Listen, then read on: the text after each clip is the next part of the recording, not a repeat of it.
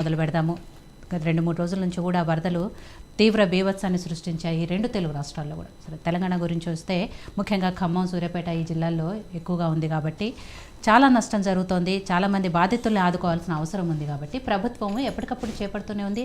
అధికారులను కూడా సాక్షాత్తు ముఖ్యమంత్రి ఎప్పటికప్పుడు వాళ్ళతో మాట్లాడుతూ సహాయక కార్యక్రమాలు చేపట్టాలి, అందరినీ ఆదుకోవాలని చెప్తున్నారు. కానీ చాలా చోట్ల ఇంకా ఆదుకునే ప్రయత్నాలు కొంత వెనకబడే ఉన్నట్టుగా కనిపిస్తోంది. ముఖ్యంగా ఖమ్మం జిల్లాలో చాలామంది పొద్దున్న నుంచి కూడా మీడియాలో చూస్తున్నాం, ఇంకా మా దగ్గరికి అధికారులు రావట్లేదు, మమ్మల్ని ఆదుకోవట్లేదు అని చెప్పేసి. సో ఎలా జరుగుతుంది ఓవరాల్గా? వాస్తవానికి ఏంటంటే అత్యధికంగా అంటే మనం ఎప్పుడు కూడా ఊహించలేని దానికి భిన్నంగా 48.4% సెంటీమీటర్లు మనకు ఖమ్మం జిల్లా ఇనుగుర్తిలోనే అత్యధిక శాతం వర్షం వచ్చినట్లు మనము చూస్తున్నాం. అయితే వాస్తవానికి ఇప్పటివరకు ఎప్పుడు కూడా చూడలేము మనము, ఇక్కడ హైదరాబాద్లో పడలేదు, ఇంకెక్కడ వేరే ప్రాంతంలో కూడా అంత వర్షపాతం ఎప్పుడు నమోదు కాదు. కానీ దురదృష్టం ఏంటంటే అత్యధికంగా వర్షం పడడము, అదేవిధంగా చెరువులు కుంటలు మొత్తం కూడా పొంగి పొర్లడము. దాంతోనే ఖమ్మంలో నేను చూసినాం, అసలు చాలా భయంకరమైనటువంటి పరిస్థితి. ఓ సైడ్ వర్షం పడుతుంది, సహాయ చర్యలు చేయాల్సినటువంటి పరిస్థితి లేకుండా పోయింది. అటు వాతావరణం అనుకూలిస్తలేదు, అటు ఎయిర్ క్రాఫ్ట్స్ కూడా అంటే మామూలుగా హెలికాప్టర్స్ కూడా పోయేటువంటి పరిస్థితి లేదు. అక్కడ డ్రోన్ల సహాయంతో వాళ్ళకు ఫుడ్ అదంతా అరేంజ్ చేయడం జరిగింది. ఒక 9 మంది మాత్రం అక్కడ ఆ బ్రిడ్జ్ను చూడడానికి పోయి అక్కడ ఇరుక్కున్న వాళ్ళు ఉన్నారు.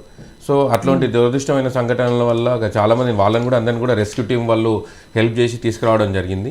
సో ఇదంతా చూస్తుంటే ఏంటంటే మొత్తానికి ఈ వరదలు అనేటివి అత్యధిక వర్షపాతం నమోదు కావడం వల్ల వరదలు రావడము, దాని నుండి సహాయ చర్యలు కూడా ఎక్కడైనా అక్కడ మొదలైనా కూడా నిన్ననే ఇమ్మీడియట్లీ సీఎం గారు సెక్రటరియట్లో మంత్రులందరినీ పిలిచి మీటింగ్ పెట్టి ఎక్కడ వాళ్ళని అక్కడికి పంపించి సహాయ కార్యక్రమాల్లో వాళ్ళందరినీ నిమగ్నం చేసిండ్రు.